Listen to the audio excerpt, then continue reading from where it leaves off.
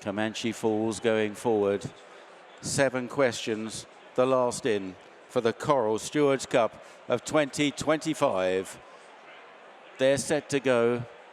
And they're away. Apollo 1 got out strongly from stall 28 with Get It, who's going to blast off. And those two ahead of affairs of the stand side group, the right-hand group from 7 questions over there, 2 tribes. Also running quickly, Run Boy Run going up with them as well. Anaf is chasing them in that group from Strike Red and St. Lawrence and Drama further back, and also Jakajaro and Corker is well adrift. Meanwhile, on the far side, Hammer the Hammer from Jordan Electric's Twilight Jet. And right there too is Jungle Drums. They're followed closely by Germanic in the black cap. Chasing hard is Alza here, and on the extreme left is Horatio, followed by Completely Random. And now they're on their way to the final 2 furlongs, and it's Hammer the Hammer on the far side from Twilight Jet. Alza here in the red jacket. Jordan Electrics with every chance on the stand side. Run Boy Run leads the way to Apollo 1 in second place. Then trying to run on 7 questions and 2 tribes as they race now inside the final furlong. On the stand side, 2 tribes has come through to lead the way from his second. Run Boy Run, Strike Red on the far side, bursting clear is in the white cap. Twilight Calls, but near side, 2 tribes wins, follows up the Ascot win. Strike Red's probably just second. Jakajaro finishing strongly. Twilight Calls on the far side then. And then behind those, Comanche Falls finishing off well with Jordan Electric's Completely Random. And there we are, it's 24, 2 tribes clear. It was a great day for owner Phil Cunningham. First, fourth and fifth, you were just clarifying with the 3 runners. That's it. I think Safi won the far side. It all happened quite quickly, and having 3 runners in a race like this is a dream.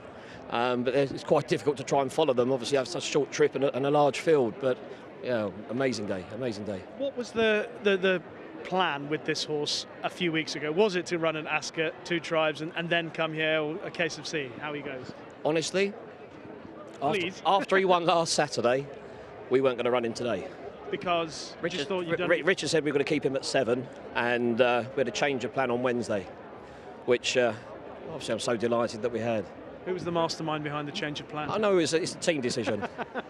But when you've got a horse that's qualified to run in a race like this at a festival with the prize money that's on offer, I think you've got to take your chance.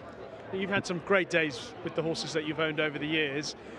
What does a day like today mean to you? Where does it rank in the history of Phil Cunningham as an owner? Oh, I mean, this is every next big win is probably the best one. I mean, we've been very lucky. We've had some lovely winners in the past, but you also always chase the next one. And well, look, Saturday winners, festival winners. This is what we do it for, and yeah, we've been very lucky. And a word about your trainer. Oh, hasn't he done an amazing job? I thought he was brave trying to saddle 3 on his own, but there you go. But we got it done, and yeah, lots to look forward to, I think, with these little group of horses that we've got, which are gradually creeping up in quality, which is the plan. Great stuff. Congratulations. Thank you very much. Really appreciate it. Thank you. Here's the winning combination for this year's Stewards Cup.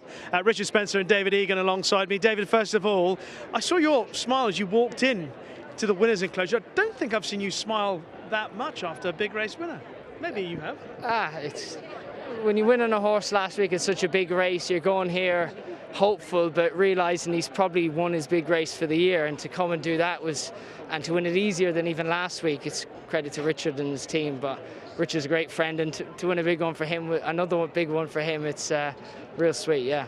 But you know, I was just chatting to Phil a few moments ago, Phil Cunningham, the owner, and he was saying that he thought, you know, maybe after last week that was it, done and dusted. You were thinking the same way. So what changed in the middle of the week?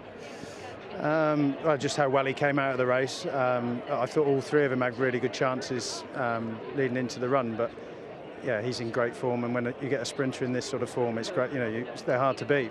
Well, what about the way the race unfolded, David? And could you be certain of what was going on the other side, knew your position? It's probably one of the easiest races to predict. When Get It is drawn one off the fence, you know he's going to jump, grab the rail and go. George Wood, who rode Richard's other horse, was always going to ride a positive race, and to be fair, our plan last week was to track Sean Levy, and this week it was to track George. I sat one further back than I did, but no, he's first, fourth and fifth in the Stewards Cup. It's great stuff. Richard, sometimes because they are horses that run over shorter distances, we're a little bit flippant about the way we appreciate what is required of them. For someone who's got the hands-on experience, can you explain how much of a challenge that is to do what he did last week and do what he did today? Well, it's very difficult because 7 days within his 2 runs is hard for any horse, but at this level it's even harder. They're not small fields, they're 28 runner races, and big fields, and the tempo's hard. So for them to have the mindset to do it, and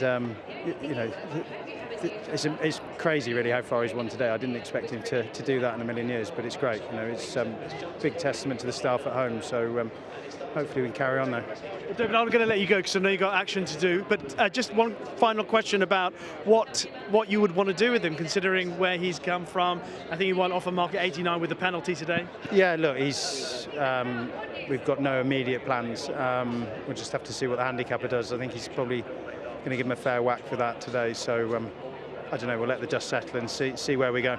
And the other two, Twilight Calls, it's so lovely to see him run as well as he did today. Yeah, he's got a big race in him.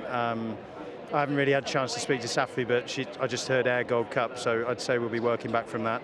He's got a big pot in him, and Run Boy Run the same. They're 3 really consistent sprinters, so lucky to have them. You've done a lot of great things. This achievement today, in fact, probably the achievement of the last week with this horse, what does that rank for you? Oh no, it's massive. It's not just me. We've got a good team behind us. Big support from Phil and his family. So to reward him with 2 big Saturday handicap winners in a week is great.